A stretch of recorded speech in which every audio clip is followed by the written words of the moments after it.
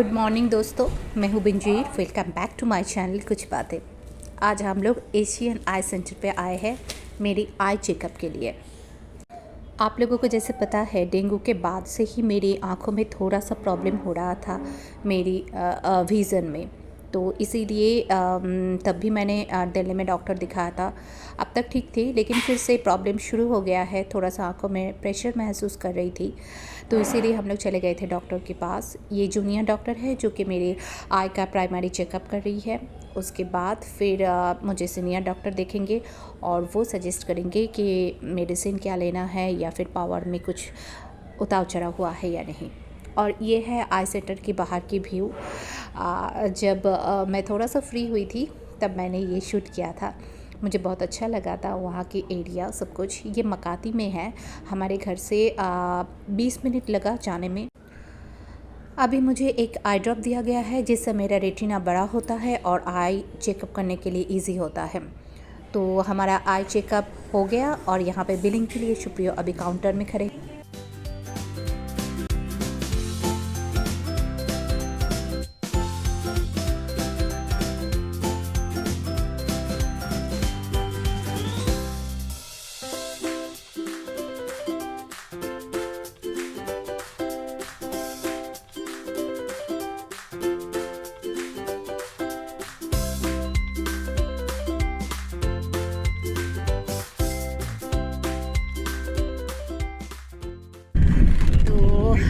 जैसा कि आप लोग देख रहे थे कि मैं हाई हॉस्पिटल में थी और अभी भी मैं कैमरे में कुछ भी नहीं देख पा रही हूँ। पूरा ब्लरी हो चुका है आइज़, क्योंकि आप लोगों को पता है कि आइज़ दिखाने जब आओ डॉक्टर के पास तो रेटिना चेक करने के लिए वो लोग एक ड्रॉप देता है और ड्रॉप की वजह से हमारी जो रेटिना है वो थोड़ा सा बड़ा हो जाता है। तो ये कारण हम बाहर के कुछ भी स्पष्ट नहीं देख पाते हैं, ब्लरी हो जाता है। तो वैसा ही हुआ है। तो अभी फ़िलहाल डॉक्टर विजिट हो गया है और हम लोग अभी जा रहे हैं अपने फ्लैट की ओर। तो हमारा को बहुत ज़्यादा भूख लग गई है क्योंकि बहुत सुबह आए थे और शुक्रिया ने आज छुट्टी लिया है हाफ डे का, तो उसको अपना लंच जाना पड़ेगा ऑफिस। कैसा लग रहा है? थोड़ा सा डल लग रहा है। बहुत सुबह उठी हूँ तो नींद भी आ रहा है बहुत ज़्यादा।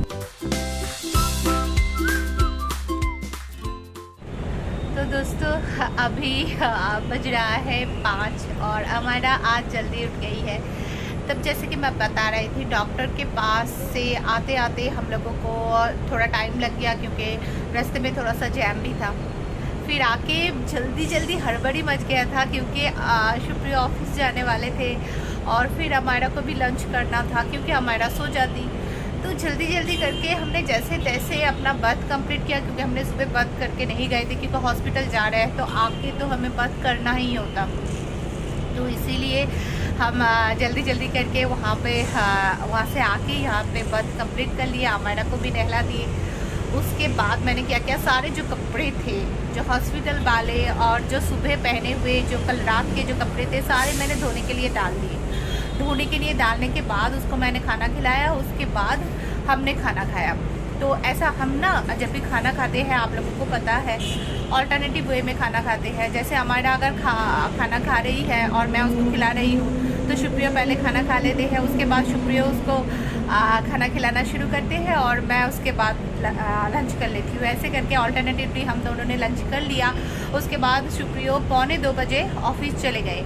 शुक्रिया जब भी ऑफिस जा रहे थे, हमारा ने अपना पूरा लंच कंप्लीट नहीं किया और हमारा देखो पीछे उसके ये जो है ना अपना ये क्या कहते हैं इसको, मैं टेंट हाउस के अंदर देखो घुसी है और इसको हिला रही है। हमारा गिर जाओगे बेटा, टेंट हाउस ना इस तरफ होके रखा है, गिर जाओगे ना। आई ये देखो हमारा टेंट हाउस के अंदर घुसी है। हाय हमारा, हाय। तो फिर हमने क्या किया, तो उसके बाद मैं भी सो गई थी अमायरा के साथ, क्योंकि अमायरा सोई थी और अमायरा सो गई जल्दी जल्दी, मतलब सुप्रिया जाने से पहले। तो मैंने सुप्रिया को कहा तुम लॉक करके चले जाओ, क्योंकि अमायरा को अभी गोदी से नीचे उतारूंगी तो वो जग जाएगी, तो उसका कच्ची नींद टूट जाएगी, तो डिस्टर्ब हो जाएगी। तो इसलिए सुप्रिया लॉक करके चले गए। और हमारे यहाँ का एक यही फैसिलिटी है, आप बाहर से लॉक करके जाओ फिर भी अंदर से खोला जा सकता है, क्योंकि लॉक ऐसे ही सिस्टम का है तो प्रॉब्लम नहीं होता। कोई भी आए या मुझे कोई भी काम हो तो मैं बाहर जा सकती हूँ। तो इसीलिए अमायरा आज जल्दी जल्दी उठ गई है। तो उठने के बाद मैंने सूजी बनाई और सूजी मैंने इसको खिला दिया है। और अभी देखो कितना अच्छा मौसम हो रहा है। फ्रंट कैमरे में अच्छा नहीं आ रहा था तो मैंने बैक कैमरा कर लिया। देखो कि कितना सुंदर सा मौसम हो रहा है। स्काई देखो बहुत ही प्यारा लग रहा है। और दोपहर को आज बारिश भी नहीं हुआ था, इसीलिए इतना सुंदर सा वेदर है।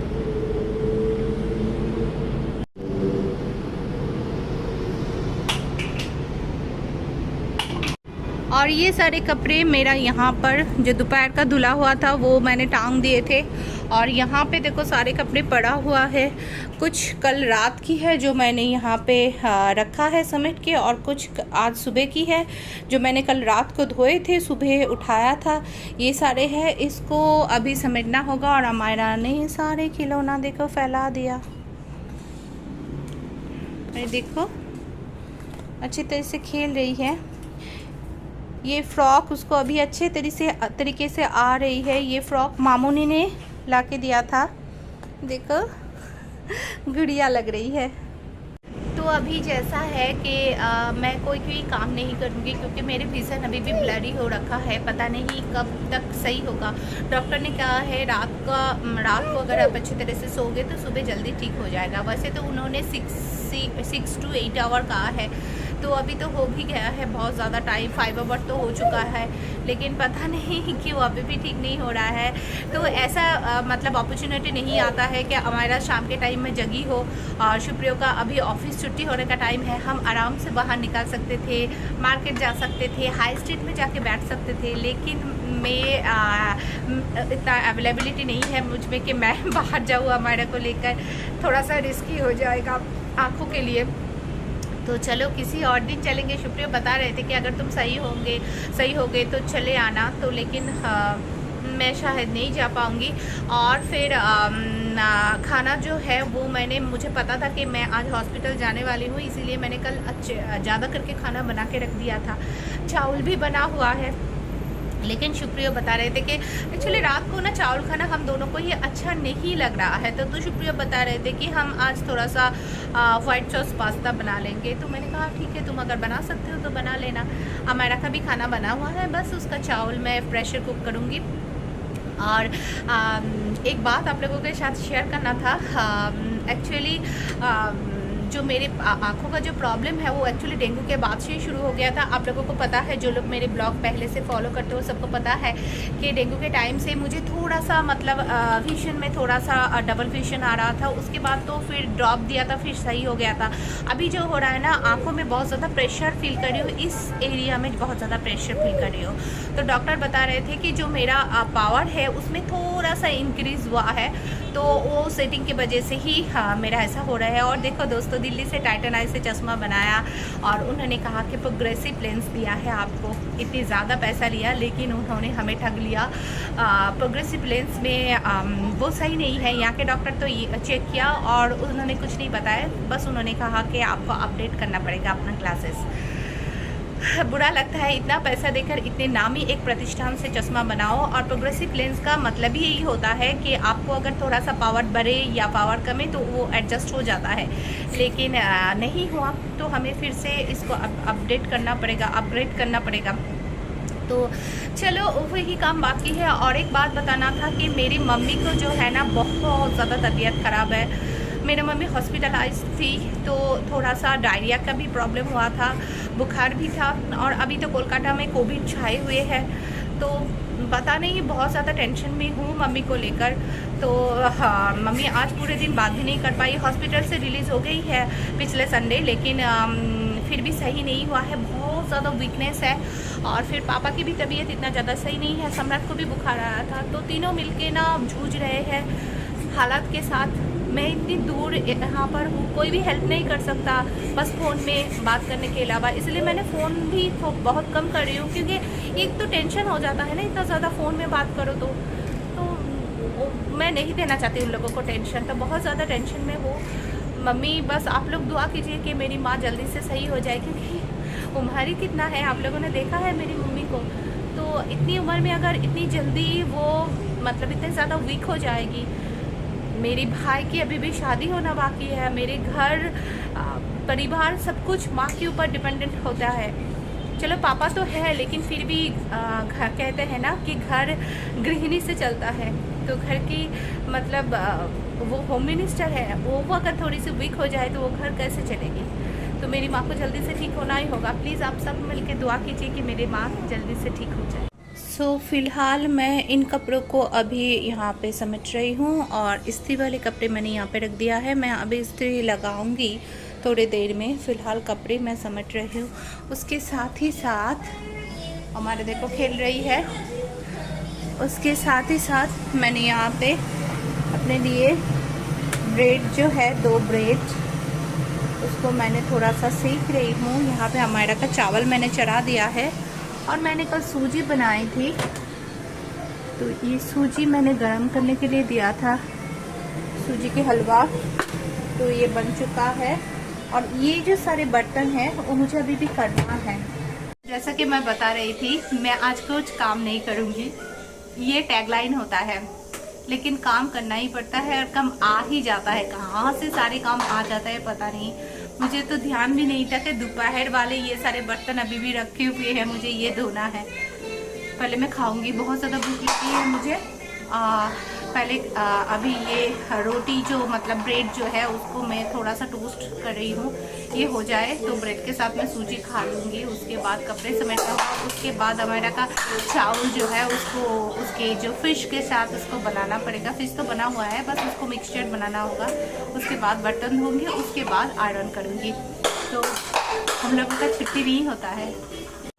हाँ जी, तो मैंने घर को बिल्कुल साफ़ कर दिया है। अभी जो है फ्लोर को क्लीन करना बाकी है, झाड़ू लगाना बाकी है। मैंने बेडशीट जो है उसको चेंज किया है। मैंने आज दोनों रूम का ही बेडशीट मैंने चेंज करके दिया है। और इस रूम में तो बहुत गंदगी फैला हुआ है, देख सकते हो। सब कुछ साफ़ करना है, झाड़ू लगाना है, तो मैंने फ़िलहाल ये चेंज करके रखे हैं। तो चलो झाड़ू लगाते हैं, उसके बाद बाकी काम। तो दोस्तों, मेरा जो ड्यूटी है वो आज के लिए ख़त्म होता है। मैंने सारा काम कर दिया है, अभी बस डिनर बनाना बाकी है, जो बनाएंगे शुप्रियो, क्योंकि उसने कहा था कि वाइट सॉस पास्ता बनाऊंगा, तो वो आ गया है। अभी बज रहा है 8:30, वो 8:15 को आए हैं, तो अभी वो पास्ता बनाने के प्रिपरेशन कर रहे हैं। मैं हाथ में अपना नाइट ड्रेस लेके बैठी हूँ, मैं अभी चेंज कर लूँगी। बहुत थकान हो रहा है, शाम से मतलब मम्मी से भी बात नहीं हुआ है, तो मैं सोच रही हूँ मम्मी और मामूनी दोनों को इकट्ठे कॉल कर लेती हूँ एक एक करके, तो फिर मेरा ड्यूटी आज के लिए ख़त्म होगा। टेंशन लगा रहता है ना मम्मी लोगों के लिए। तो अभी हमारा देखो क्या कर रही है,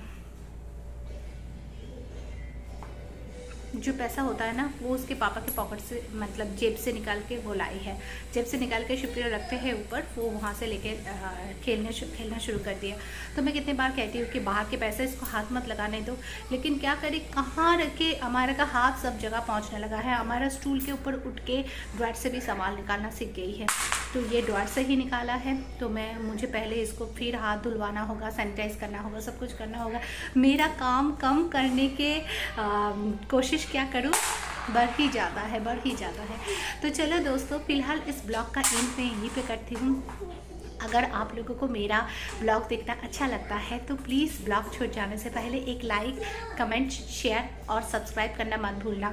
जो लोग सब्सक्राइब किए हो उन लोगों को लिए नहीं, जो लोग नए हो मेरे चैनल में वो लोग प्लीज़ सब्सक्राइब करके जाना। तो चलिए दोस्तों, हम मिलते हैं अगले ब्लॉग में। तब तक अगर आपकी ज़िंदगी में कोई भी प्रॉब्लम आती है तो उसे क्लीन बोल करते रहिए। Stay safe, stay happy, stay blessed and stay beautiful. Tata दोस्तों।